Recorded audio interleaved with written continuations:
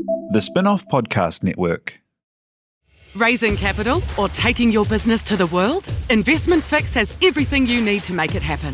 This season, we're exploring the US market, the opportunities it offers, what it takes to grow a business there, and the best way to approach investors. The Investment Fix podcast. Tune in today. The Fold is brought to you by oMedia, making brands unmissable and public spaces better across Aotearoa.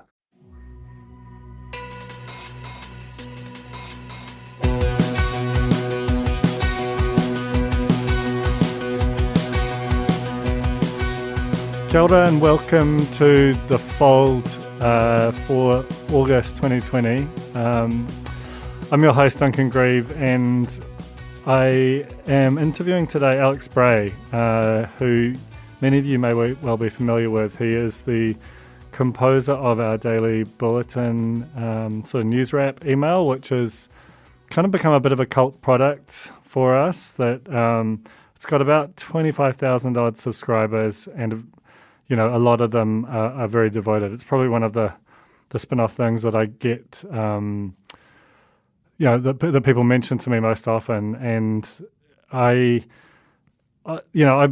guess I'm a big fan of it, and I read it myself every day. And I feel like Alex has, it's a cult product, but it's mainly because Alex has got such a specific tone and sensibility to it, which he brings every time. I'll be honest, and this is no disrespect to Alice, it wasn't my first choice of guest this week. I was planning to interview Zoe and Rebecca, who've just started Ensemble, which you should absolutely check out. It's a fashion and style magazine with a membership model, but I don't know how they did it. It's like right out of the box. It's such an impressive site. But unfortunately, I was snaked for that exclusive by Simon Pound. So if you want to listen to an interview with them, go check it out on Business is Boring, elsewhere in the Spinoff Podcast Network. But Alex is actually someone I've wanted to talk to for a long time. Obviously, we talk most days through work, but I feel like a lot of people, I'm kind of fascinated by the process of the curation and creation of the Bulletin, and also, just how he does it. And so I'm going to talk to him about that. I'm also interested in his views on the sort of state of New Zealand journalism, because he probably consumes more of it than almost anyone else, and particularly how it as an institution has performed through the COVID-19 crisis. I also want to talk to him about a couple of his own weird, perverse obsessions. Because this guy is like horny for local democracy and minor parties. And it's a bit strange, but I guess we're all allowed our kinks, and I won't shame him for them. He has been covering the minor parties with this, and we're not talking about like the Greens and ACT so much as like the New Conservatives and social credit. Like, he goes deep. He goes way outside of Parliament, and I'm curious about what draws him to those parties and what he sees in them, and his passion for local democracy. All the stuff which people run from, he runs to. And I also want to talk to him about his roadie, which was curtailed by the resurgence of COVID-19. He was, I think, maybe in Taupo at a backpackers when it hit, and so that's a whole thread to pull as well. So I might just go grab him from the room next door now. We are recording this in person, but I should stress that we are physically distant, masked up, and sanitized. So it's a good, clean podcast. Kia ora, Alex. G'day, how are you? I'm good, man. It's good to be in the same room as a human that I'm not blood related to or married to. Yeah, I feel about the same way. The flat has been a little constricted since getting back, but otherwise good. But just the fact of getting back means that you've been free. Yeah. Had a wonderful day in Wellington just before coming back up to Auckland, back to Plague City. It really did feel like the last day of freedom. It was. Went to a couple of different pubs and cafes, and had handshakes with people. We may never see that again, but Yeah. it was good while it lasted. What? Just tell the listeners why you were free, and then why you chose to rehouse yourselves in Plaguesville. So about a week before the outbreak of community transmission, I set out on an election campaign coverage project. Basically, the van company Jucy gave us a van, and Z Energy gave us some petrol, and the idea was to go outside of the major cities and go and cover the stuff in the election campaign that wasn't otherwise likely to get covered in a nationwide publication. Then the entirely reasonable decision to delay the election was made, and all of a sudden it didn't really make sense, in a state of pandemic, to not be where I actually live. So to be clear, this is just sort of some health and safety and just some sort of legal clearance that I'd like to have on the record. I didn't make you do that. Make me do what? Make you come back to Plague City, or any of it. Like as your employer, I didn't make you get into a Jucy campervan and go off into small town New Zealand. No, I'm pretty sure actually I made you agree to it. I think that's more how it happened. That's good. If that's the legal disclaimer that you need, that's what I need. Because for a lot of people, what you're describing sounds like the exact thing that they've spent their whole lives determinedly working to not do, is to go in a camper van in sort of the depths of winter around sort of small town New Zealand to cover an election, the early stages of an election campaign. Well, why did you force me against my will to let you do that? When you put it like that, it sounds quite bad, doesn't it? But no, it was incredible. And I suppose, I don't know, why go and do something like that? There's quite a few reasons. I suppose the first one, I don't know, maybe the best place to start would probably be by thinking about it in terms of professional reasons of like, what is political journalism? And I think if you look at what a lot of political journalism is in New Zealand, it's basically coverage of Parliament, because that's where the press gallery is. They're the ones who do politics. And I mean, absolutely no disrespect with this, because the press gallery do an incredible job of covering Parliament. They know the structures. They know how MPs interact with those structures to advance their political goals. They do an amazing job of explaining what's quite obtuse and archaic a lot of the time. But there's this entire world of politics happening outside of Parliament as well, which, doesn't always necessarily get the coverage that it should. You could argue that because a lot of these people are really unlikely to get elected or end up in Parliament, it doesn't matter. I kind of take the opposite view, that politics happens in levels entirely outside of those structures. And, if everyone else is focused on Parliament, and then subsequently during an election campaign very heavily focused on the presidential style of journalism of following Collins and Ardern around the country, then there's a lot of room for someone to get in a van and go and have what for some people would be a terrible time, but personally quite like.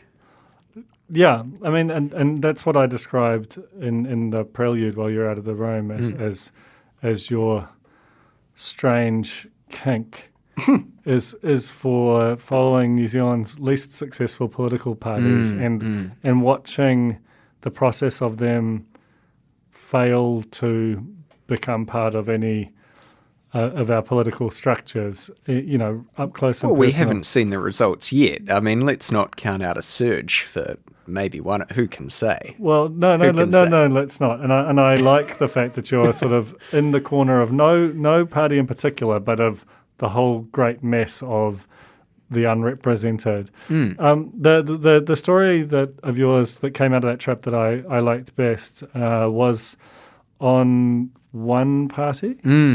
Tell us about that, because I strongly recommend readers that you search it out, because it's just a portrait of a community that isn't particularly represented, and it's a portrait of a Christian party in New Zealand that is, you go in there expecting, and it would be very easy and obvious to just play it for laughs or to kind of poke fun. But I think the strength of the piece is that you approach them on their own terms and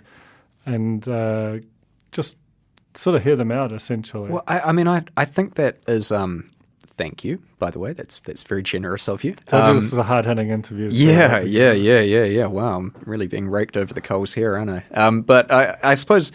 So that particular story took me to Martin, which is a wonderful town. Love it. I've got a fantastic yarn about buying a book in a second-hand bookstore there, which probably won't tell right now because it's completely tangential, but So really Cuts?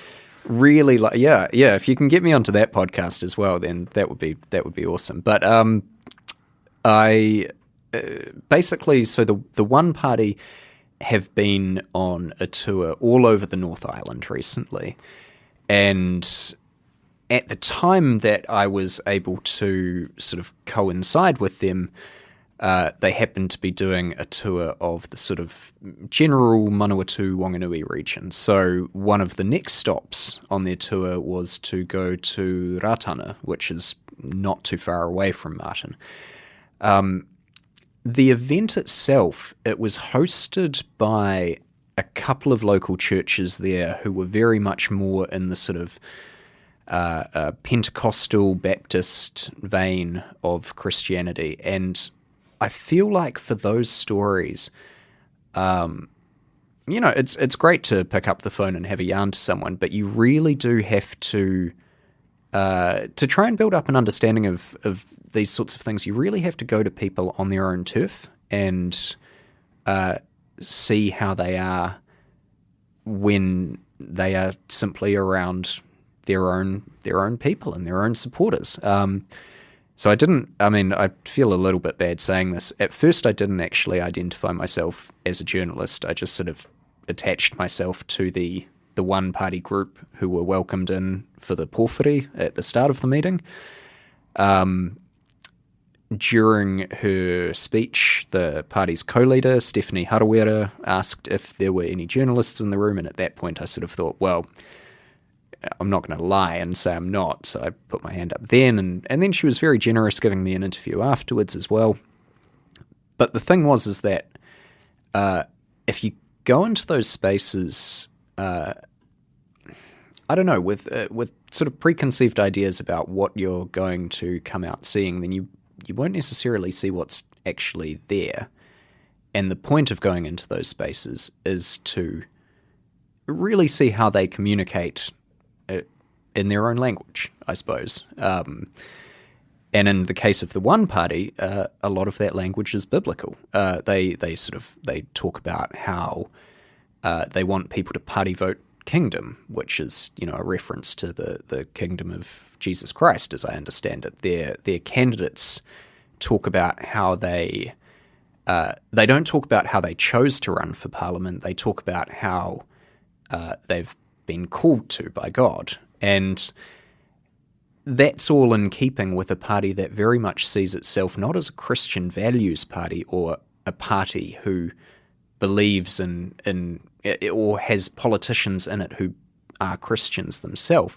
They are an explicitly Christian party, and that's sort of something quite different because it really affects how, if they were to make it into Parliament, which at this stage looks unlikely. They're 0.2% in the latest Colmar-Brunton poll, so there's a way to go yet for them. It's a hill to climb, isn't it? But it's a bit of a mountain, but, they believe they can. And those sorts of things, rather than just reading their website and having a look at their policies, or just calling them up and having a chat, those sorts of things, I felt like, meant that it was much more possible to actually see, who they are as people.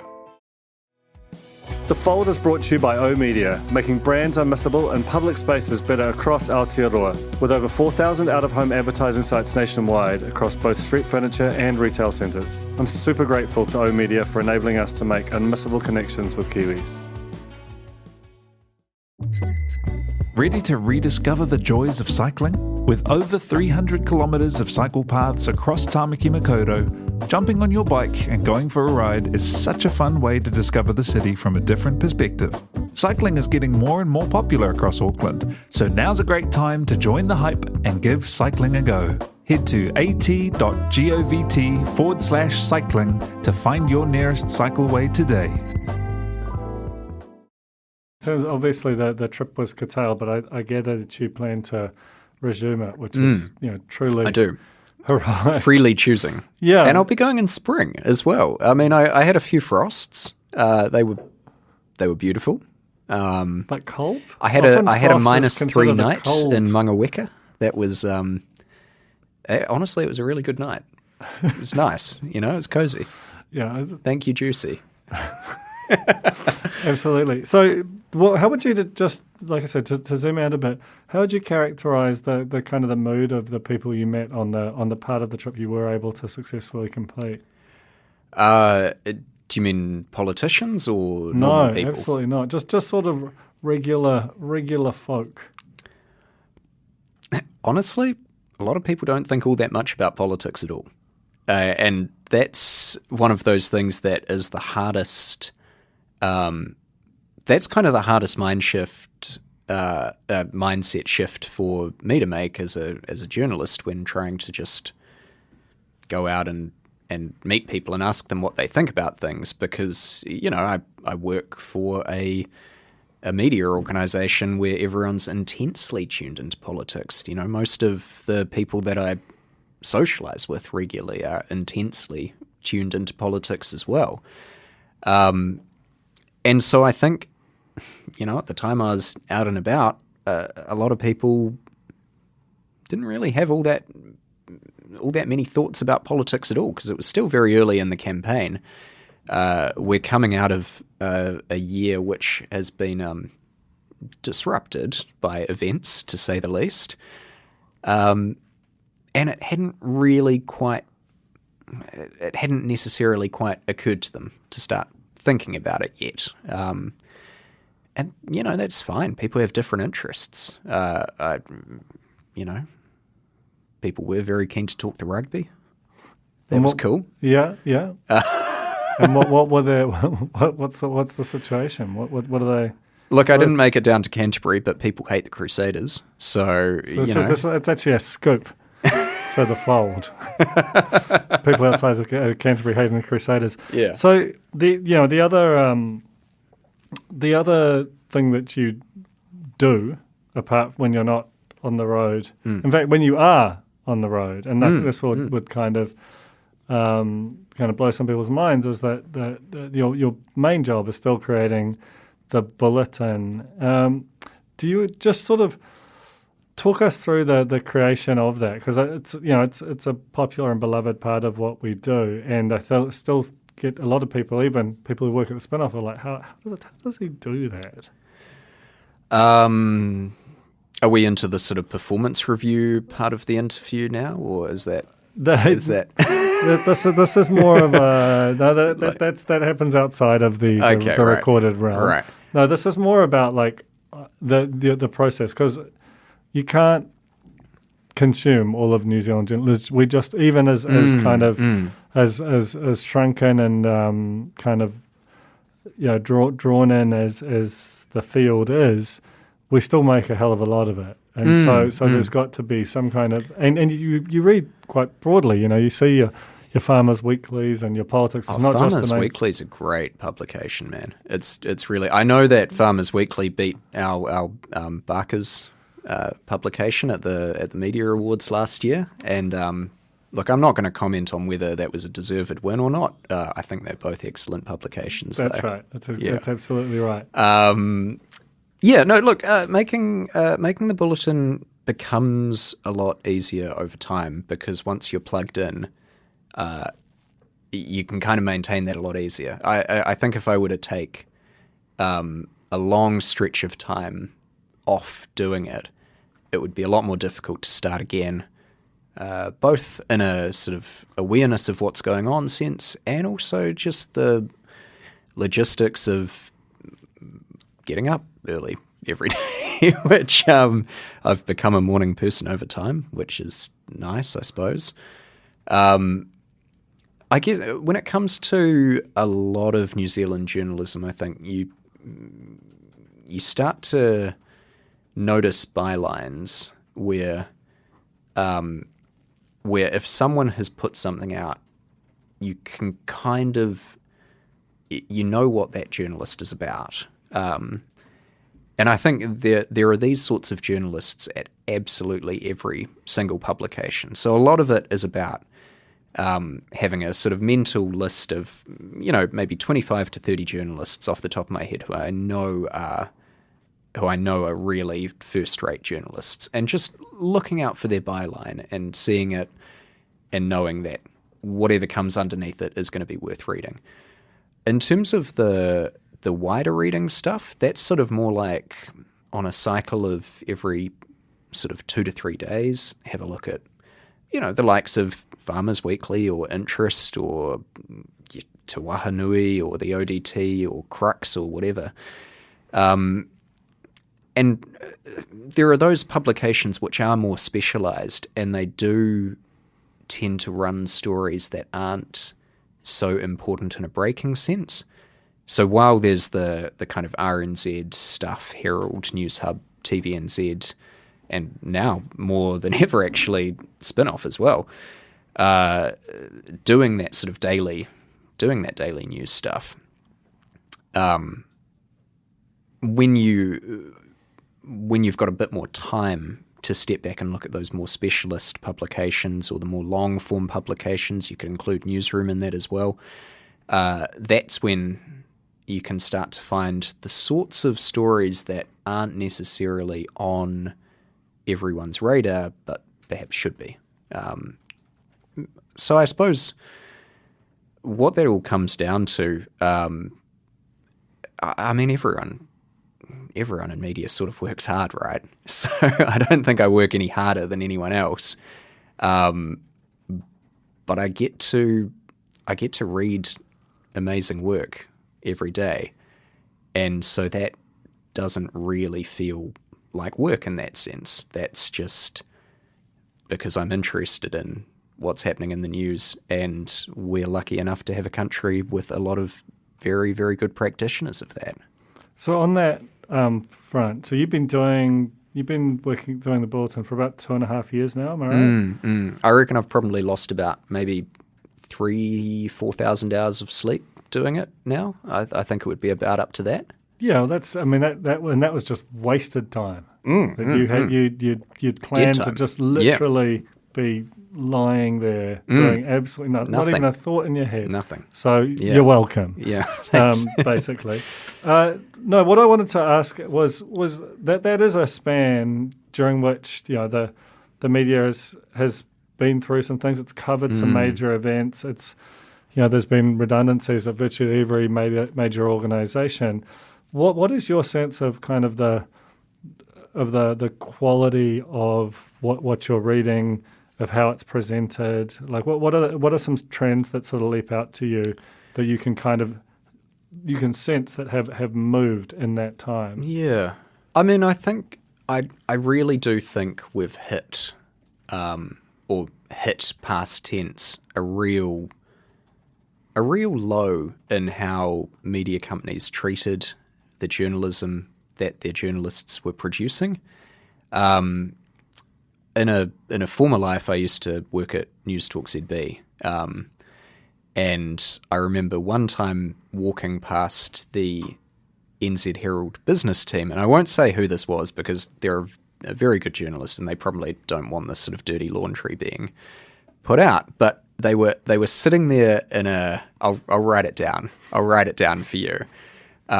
They were sitting at their desk looking at the front page of the Herald website, and this would have been about 2015 or 2016 or something. And this journalist had an absolutely shell-shocked impression on their face, and they said something like, "Our news website is currently being led by a story about which country has the world's largest breasted woman."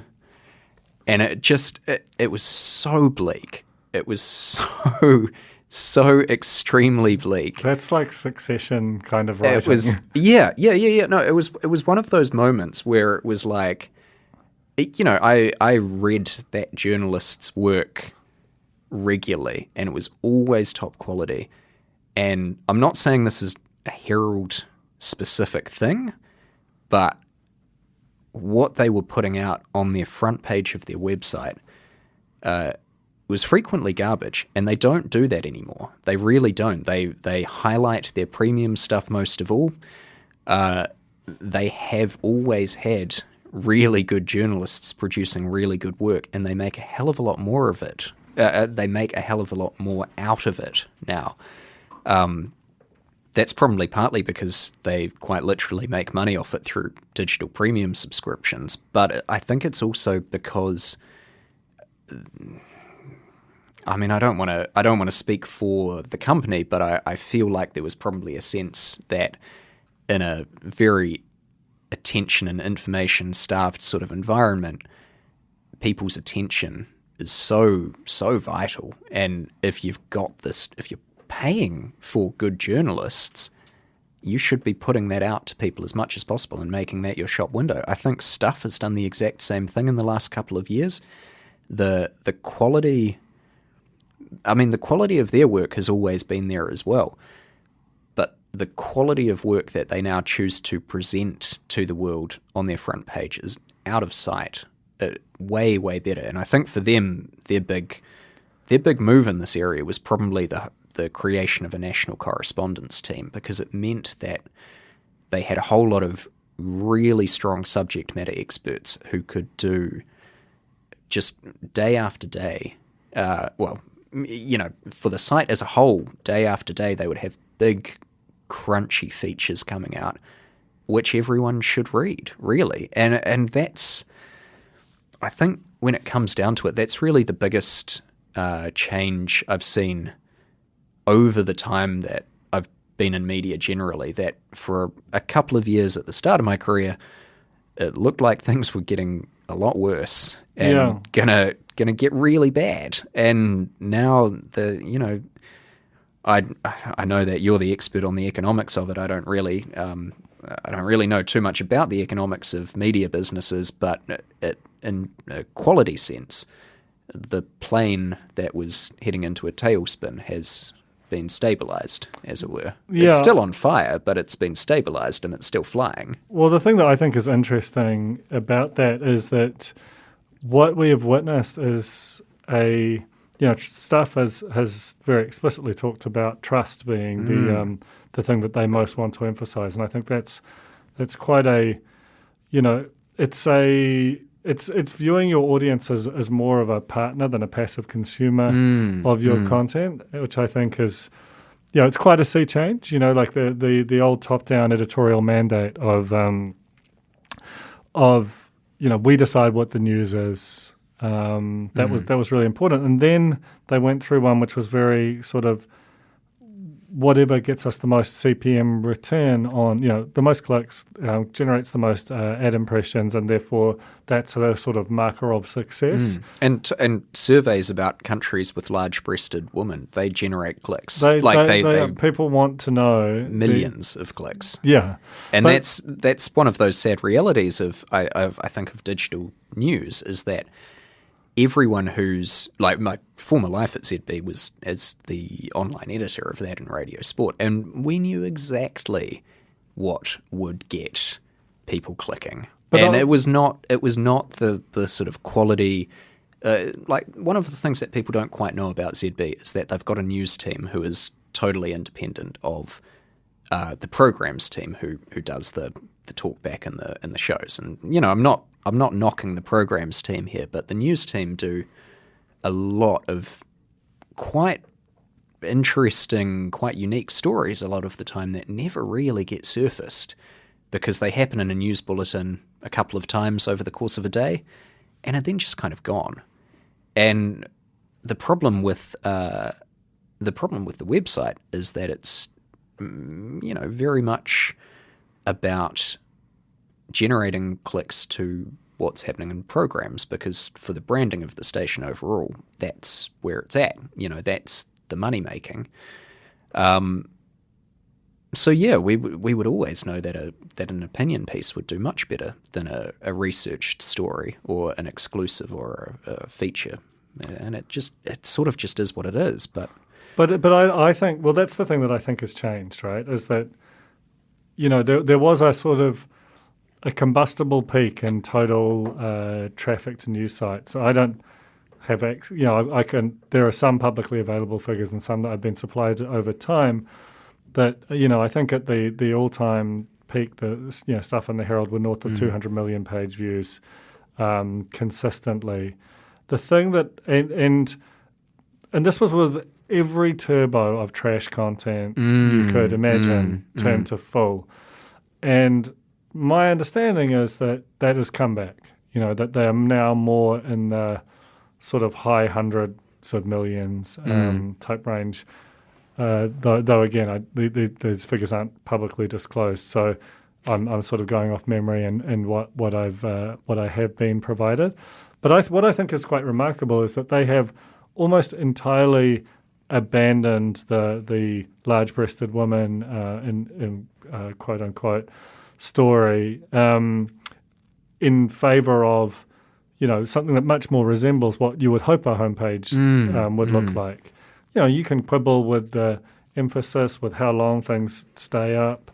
And I think there are a lot of people who criticise the Herald in particular. There are a lot of people who criticise the surfacing of opinion pieces as a way of generating traffic, and when it comes down to it, I don't really have a problem with that, because I think opinion and editorial should always be an integral part of any media organisation.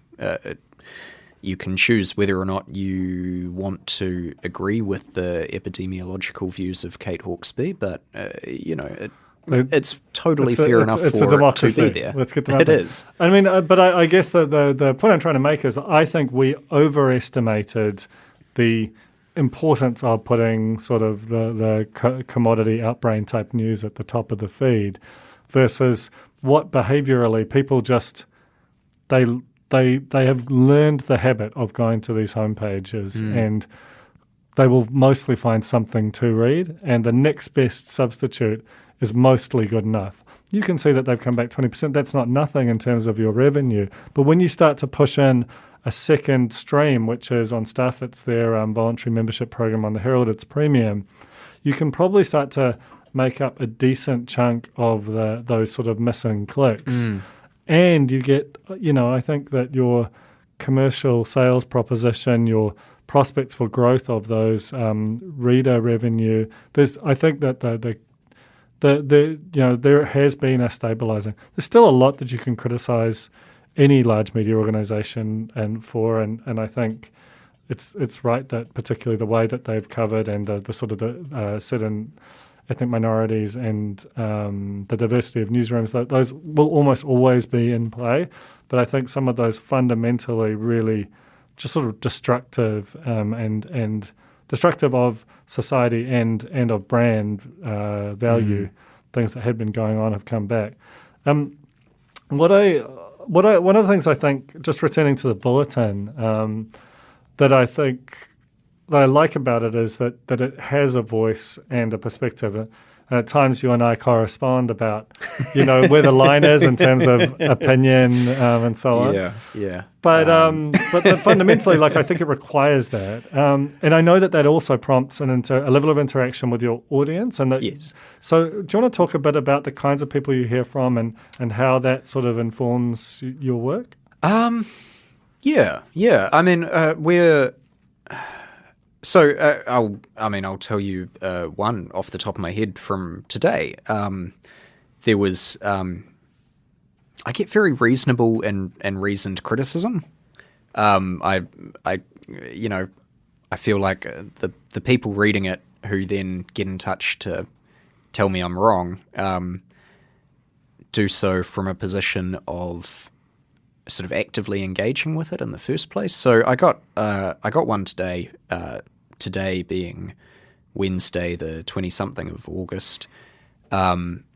For the context of the story, it will be today is day 3 of the sentencing of the Christchurch mosque shooter. And I didn't have anything on what had been said in court yesterday in today's bulletin, having covered the victim impact statements on Tuesday and previewed the sentencing on Monday, and knowing full well that when the sentencing is announced, that will be covered as well. I didn't want to get into sort of saturation coverage territory. And someone got in touch and said, you should have covered this because this is important. This is humanity. These are people sharing incredible, powerful stories, and it should have been in there. And I went back to them and said, yeah, you know what? That's actually fair enough, and I probably should have. I guess the point of that story, the criticism that gets made is not from people who see a certain keyword or a certain topic and just blast something out without really thinking about it. It's people who really actively engage in what they think something like the Bulletin should be. And I mean, that's for anyone making something in media, I think that's an astonishingly fortunate position to be in, where people value what you're doing enough to critique it in a way like that. So I feel really lucky about that two-way interaction. I think if it were to disappear, that would probably be a bad sign. So long may people continue to criticise me. Oh man, I had heaps more questions to go through, but that's such a lovely note to end on that I think I'll end it there. Thank you so much for coming on this episode of The Fold, Alex. Thank you for continuing to employ me and indulge me. My intention is, I've been trying to figure out how to increase the frequency of the fold without sort of completely blowing apart my work life. But I think what I'm going to do is just basically haul people out of the room whenever we both have a spare moment and talk about their work. So we'll sort of alternate speaking to the Spinoff with speaking to the broader journalistic community about media and technology and so on. So hopefully I'll have you back in here at some point. I mean, that would be a pleasure. Oh my gosh, Jane Yee, a producer, did not have a phone on silent. After I went to all the trouble of putting my phone on silent as well. It's crazy. And anyway, man, thank you so much for coming out. Thank you, Jane, for, aside from that inglorious faux pas, you've been a spectacular producer. That was The Fold, brought to you by our partners at oOh!media, making brands unmissable and public spaces better across Aotearoa. Huge thanks to oOh!media for sponsoring this episode of The Fold and enabling us to make unmissable connections with Kiwis.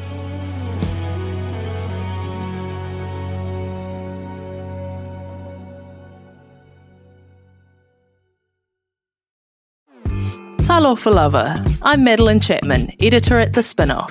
If you have the means, consider supporting our high-quality journalism by becoming a Spinoff member. Sign up now at thespinoff.co.nz/donate. The Spinoff Podcast Network.